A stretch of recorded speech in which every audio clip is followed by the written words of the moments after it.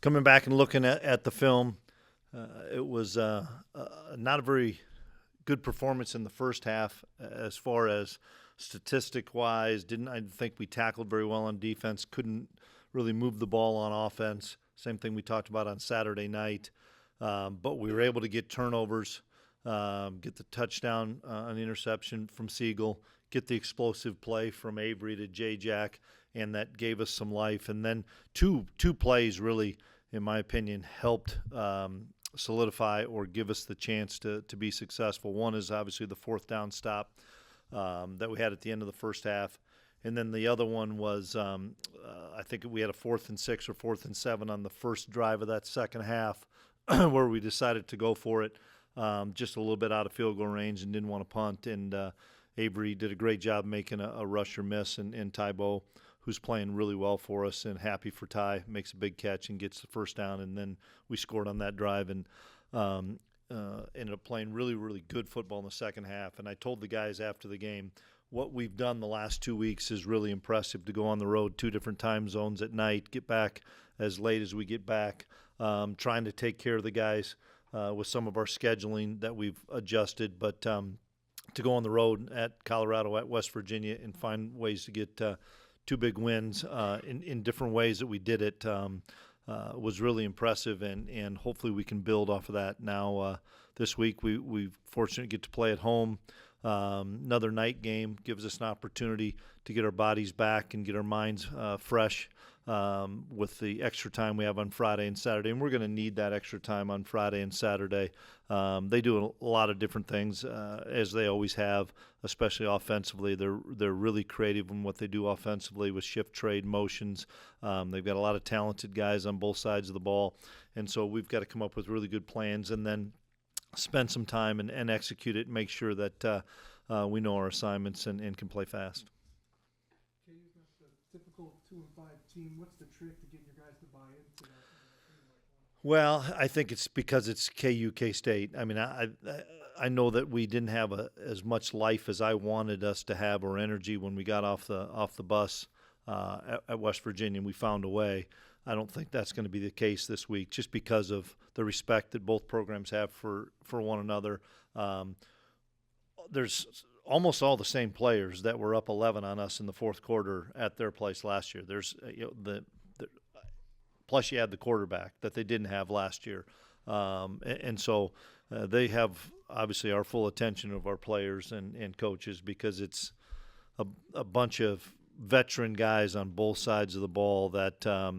They 2-5 is not indicative. I mean, they're ahead in all 5 of those losses and have a chance to win all 5 of those games. Offensive line a little banged up. What's the update on Panzer? Well, Willis will be back full go today at practice, which is good. Hadley, we're still trying to decide where he's at and the severity of his injury. Hadley is one of the toughest kids we have, from this state of Kansas. He's going to find some way to play. He's going to. And so we're hoping as the week goes on, he gets better. Just how good is Austin Romaine right now, and what does he mean to your run defense? Yeah, Austin kind of directs all the traffic. He and Austin Moore do a great job of getting us in the right calls and understanding the run game. And Coach Standard does a great job with those linebackers of knowing where their fits are at. But you still got to make tackles and make plays. And we've been saying one of the unsung heroes of our defense right now is Austin Romaine. Chris, what did you like most about what your defensive secondary gave you with not just limiting their yards but creating big plays? We did a combination of playing man and zone, and we've been mostly a man team, and we kind of switched it up and played a little bit more zone because we're going to need to have both moving forward. And I thought we broke on balls really well.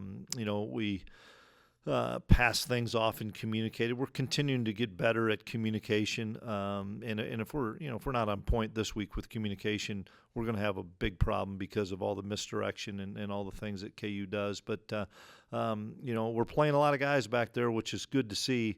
The main guys are playing most of the snaps, but we're getting really good mileage out of a lot of guys that are depth guys that have earned the right to play. I think a lot of folks saw Will Anio being quite as big a contributor as he has been this season. What's allowed him to do what he's doing? Yeah, a couple things. One, the growth that he's made from spring to fall in putting on some weight, understanding our offense, and then just gaining confidence. The fact that he's taken the lion's share of Lofton's reps since Lofton was out with an injury has made him much more confident, much more comfortable in playing. And I know that Avery feels comfortable with him, and he's doing it on both ends, meaning he's doing it as a run blocker and doing it in the pass game as well. So we're really pleased with Will, and I know that he's got a lot of confidence. You lose a guy like Cooper and some other players who really lived to win this rivalry and were very vocal about what it meant to him. Who are some of the guys you're looking at right now who can kind of carry that torch this season? Yeah, any of those 5th and 6th year guys that we have, and there's a bunch of them. We've got captains like Hadley and Austin Moore and stuff, but there's a lot of other guys. Chris Tennett's been in the program for an awful long time from Mill Valley. Ty Bowman's been in the program an awful long time. Taylor Poitier. There's just countless guys that, and to our fan base and to our alums, this is an important game, and we have to treat it as the next game on the schedule as far as what our preparation is Monday through Friday, because you can't play this game today and you can't play it on Thursday. You have to have a steady climb and a steady build of learning what you're doing with the game plan, or if you get ahead of yourself, you're going to be in a rough spot. Coach, you had some issues with the quarterback run game on Saturday. Now you get Jaylen Daniels, a real dual threat. What are your thoughts on that? We didn't tackle well. That's the biggest thing. And, I know that Daniels is a bigger than Green and has hurt us rushing the football. I know he did in 22 hurt us rushing the football. I went back and watched that game yesterday. So we've got to tackle better, and we've got to keep leverage better. Those were the two main issues that we had. Was the fact that we were playing man and there was one guy left sometimes to make the tackle, and Green was sometimes making that guy miss, or the fact that we didn't have great rush lanes and he'd sneak out, and it's a big factor, something that concerns us. He's a really talented kid, and I'm glad for him that he's healthy and gotten an opportunity to play, because I know that he's missed some time. Terrific talent and obviously a real big leader on their team. Kansas has some fairly elite players on the back end of that defense. What concerns you the most? What do they do well? They go attack the ball, especially those corners. Those corners have played a lot of football. That's the thing. You look up and down the roster. There's guys on both sides of the ball that have played a lot of football for both teams, and I know how important this game is for both schools and for both teams, and it's turning into a great rivalry. The last few years have been really competitive games, and we've found a way. Last year we were down 11 in the second half and found a way. Once again, there's so many. I watched the game in 2022, like I said yesterday, and you see a lot of the same faces and a lot of the same names. And the positive thing is you see a lot of the same guys for us too. And so both veteran group of guys, you can throw the records out. You can do all it. Doesn't matter what anybody's done last week, a month ago, a year ago. Man, it's going to be a great football game Saturday night. So I take it from that, you're not going to spend a lot of time talking about you've won 15 in a row in this? No, I never have and never will. Coach, just to go back really quick, I counted up. I think it's roughly 3,000 miles round trip over a span of 7 days, 3 different time zones between Boulder, Manhattan, and Morgantown. Do you feel a sense of normalcy now that you're back here, or is it just taking some time? It'll take a little bit of time. I mean, look at how tired Lackey is, and he hasn't even played. It just takes a lot out of you as players, as coaches, and it's probably the benefit of us playing at night. We're going to be able to utilize that time and adjust the schedule a little bit so that the guys can get a little bit of sleep, because ultimately nobody's going to feel sorry for you, and ultimately come Saturday you've got to be ready to go. But it's our job as coaches, as support staff, to construct a schedule and get a plan so that our guys can be as fresh as they can be on Saturday, but be mentally and physically prepared as well. You guys are obviously 6-1. have everything still in front of you. How does that feel? Fortunate and proud of the guys for accomplishing what we've done in 4 conference games, 3 in the road and 3 at night, and that's difficult. And then we finally get a home game, which is exciting for our fan base, exciting for our players and families that are going to be able to come to the game. But we, as True says, we really haven't done anything yet. We really haven't done anything yet. There's teams above us in the standings. There's teams that are even with us or below us that can catch us quickly. You cannot get ahead of yourself in this league. And now when you expand it to the amount of teams that we have and you don't play a lot of those teams, the only thing you can control is yourself, and that's what we have to do each day. And finally, that said, what do you feel like is the identity of this team right now? It's a toughness. It's a togetherness. It's a bunch of guys that play for K-State, play for the name on the front of the jersey, a bunch of guys that have held each other accountable. And it's been a different guy all the time, or a different group of guys that have helped us win or help us be successful. Guys like Simon. Simon McClanahan's done a great job kicking off and punting for us, gotten better and better.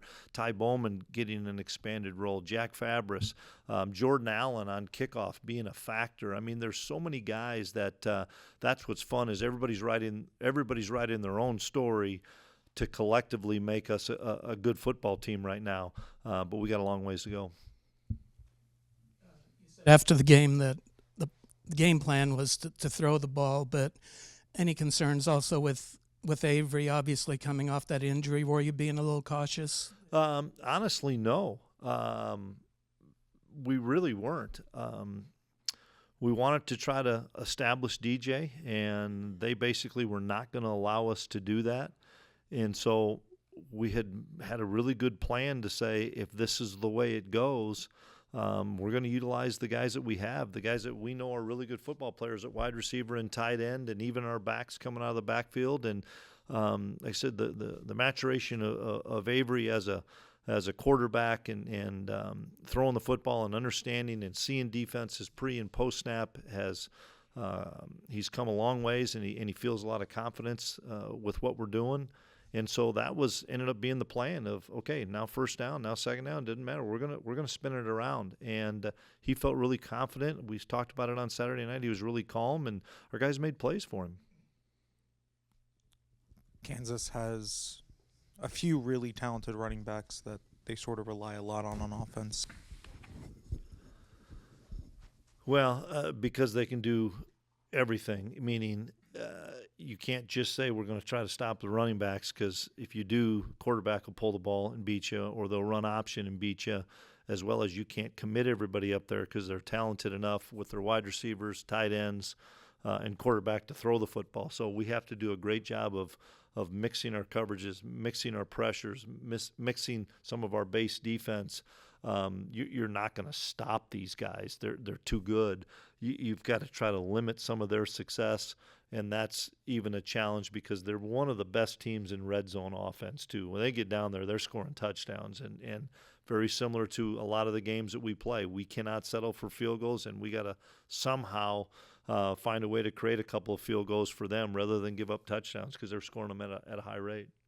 What has Ty Bowman done in specific to earn more reps as the season has continued? Consistency. That's the biggest thing, is just Ty's been so consistent, route running, consistent as a leader, consistent as far as knowing where he's going to be, and Avery knows where he's going to be, and he's a big target that I'm so happy for Ty that, he's coming into his last year and one of the best special teams guys K-State has ever seen, period. One of the best ones that I've had in the 6 years that I've been here, and we've had some dynamite ones. But as far as a four-core guy, as well as now getting an opportunity to not just contribute but have an impact on what we're doing offensively. I know that everybody on that football team is excited for what Ty has been able to do because he's earned it. I was going to ask you about Andrew and how he did filling in for Carver. How did you feel about that? I know it was a tough night running the ball, but that was partly them too. Yeah, I thought he did a nice job. Andrew's been around so long, and to ask that kid to play all 4 positions, and even in the spring we had him play some center. That's a guy that made his first start and been here a long time, and everybody in that locker room trusts Andrew Leingang, and I thought he played well. They did some things, I thought, up front and with some blitzes and stunts that we had some problems with. But in the pass game, I don't know if Avery ever got hit. There was one time on the fourth down where he scrambled out, but we kept him really clean, and that tells you an awful lot about the penetration of those guys to stop the run, and we were able to keep him clean, and so he could make some good throws. With that said, with keeping him clean, I guess I was going to ask a little bit too prior to what you said there. Was this just in terms of how he handled things, just being calm and confident, was this maybe one of his better games? Yeah, without a doubt, considering he wasn't a part of the run game, once again, because we didn't want him to be. We wanted to throw the football and run DJ and Dylan. It was one of his best games. And guys, the ones that were there, that was loud in that first half now. I mean, they had it cranked up. And I know second half it wasn't as loud, but in the first half and that first drive of the third quarter when it was a close ball game or a one-score game, it was really loud, and he handled everything. We didn't have any of the false starts and those things that we had a little bit before. We've got to clean up some of the dumb penalties we had on defense, and they were all good calls. We've just got to clean it up, and we'll teach some of the young guys that had the penalties. But I thought Avery had just total command of what we were doing. Finally, I wanted to ask you about ASA Newsome. This has been a interesting and harder road back for him maybe than most would surmise, I guess. But how close is he to 100%? And I'd just have you comment, too, on the recovery, because that you kept momentum with that play. Yeah. He's a four-core special teams guy for us and has played more linebacker. He played probably the most snaps he's played at linebacker. He's just 12 months off of an injury, and he's getting more confident and playing at a high level right now. And I think there's more in ASA for sure. But you're right. He made a great play on that kick return. And you got to realize against Colorado, we only had one, sometimes two linebackers in the game. Never did we really have three linebackers, which takes a lot of reps away from Austin Romaine and Asa and Rex and whomever else, because of the style of offense we faced at Colorado. With us losing Bo Palmer, Bo Palmer got hurt. Everybody, I think, saw the game. Bo hurt his knee, and we'll have lost him for the season. And I'm sick for Bo because I saw it happen to him a few years ago, and he battled his butt off to get back here and play for his buddies, and he played his best game of the season last year against KU when we needed him, when we were down some guys. But that's going to put a lot more stress on all those linebackers to kind of fill in the snaps we're losing with Bo. With an exception of a couple of the drives against West Virginia, how well has your defense been tackling this year? Up until that game, we'd been tackling consistently. It's never 100%, never as good as you want it to be, but we've been consistent. We were not good at BYU tackling, and we're not good in the first half of West Virginia. But in other games against really talented people, and we've been really good. And 90% of that is knowing your angles, knowing your leverage, knowing where you can miss, and running your feet through contact and not lunging. And when we do that at a high level, we're a really good tackling team. If we stop our feet, don't run through our leverage and lunge, we're a very average team tackling. And our guys see the film, and they see that. He's got two really good players ahead of him, but how much improvement has Joe Jackson made this season? Yeah. I wish he would have gotten in the end zone. I wish they'd have given it to him, but I wasn't going to score. There was no reason to score on that last play with the time running out. But he's playing really well. And he's a guy that keeps getting better. Yeah, he wants to play. He wants more carries, but he's learning from DJ. And I hope he's getting the valuable information from DJ like DJ did from Deuce. And if he does that and continues to do that and learn from him, he's going to have a huge impact here still this year, but for sure in the future. Keeping it with the Jacksons, Jaden has become one of Avery's most reliable targets. What's impressed you the most about how he's been able to improve? Yeah, consistency. it hasn't always been easy for J Jack, but he's a guy that when we believe in him, and he knows that sometimes that's been a challenge for us early on in his time here. But the confidence he has and the belief that we as a coaching staff have in him and the belief that the offense does and the belief that Avery has, the kid's a playmaker. And he fights through injury too because he's been banged up a bunch but wants to play. And I would say it's kind of fun watching him because he's a K-Stater now. And I'm proud of what J Jack has done here. And I like it because I see him pouring into some of the young guys that maybe are having some struggles, and he's pouring into those guys like people poured into him, and it paid off for him. And I appreciate him as a player, but I appreciate him more as a leader right now.